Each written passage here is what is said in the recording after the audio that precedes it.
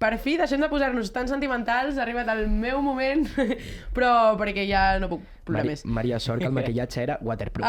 Bueno, ens hem aguantat. Però comença el moment de les proves. És un moment una mica més distès i per començar hauràs de respondre la pregunta que va deixar la nostra anterior convidada, que va ser Laura Jou, de fet, directora i actriu. Exacte. Vale. Què faries si sapiguessis que moriràs en 24 hores? Vale. Molt important. Uau, Molt important, jo no això. A veure si volíem deixar la part dura i no ho deixarem. No acabem de remuntar, Què faries?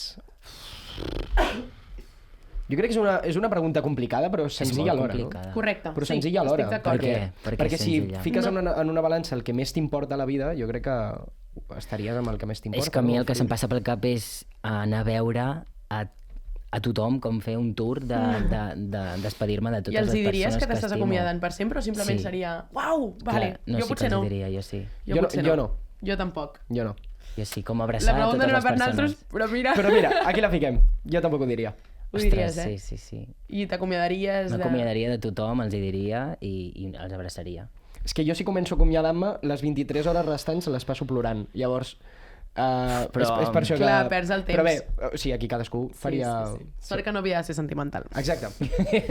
Ara sí que ve la part més complicada de l'entrevista, que és broma. La veritat, jo crec que ja les has passat totes amb solvència, però és el moment on el Jaume et fa una prova de 10 preguntes ràpides. De moment...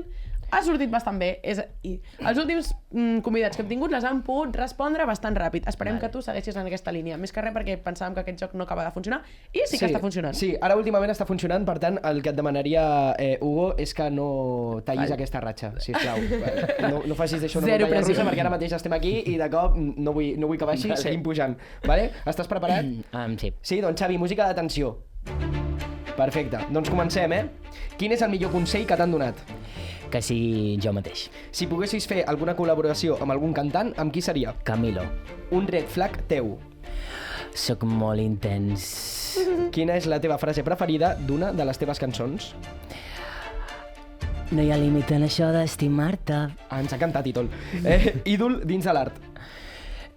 Camilo. Què és el primer que faries si et toca l'Euromillón? Donar-li la meitat als meus pares. Molt bé. Cançó preferida. Una per intimar, una per cantar al karaoke i una perquè soni a la discoteca. Per intimar... Això no ho sé, Jaume. Cançó preferida. Cançó preferida. Vinga! Ara mateix, una canció per a la pulga. Vale, una per intimar. No sé, alguna de la Babi. Una per cantar al karaoke.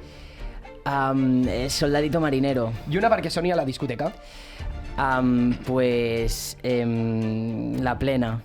Un mal hàbit que tens que t'agradaria canviar. Un què? Un mal hàbit que tens que t'agradaria canviar. Anar a dormir molt tard. I quin t'agradaria que fos el titular d'aquesta entrevista? Pues que no ho sé. Vinga, bonet. Ho has fet superbé fins ara. Crec que podem acabar de remuntar-ho.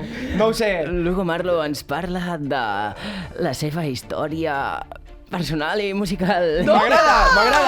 Ens la quedem. Amb entonació i tot. Sí, molt bé.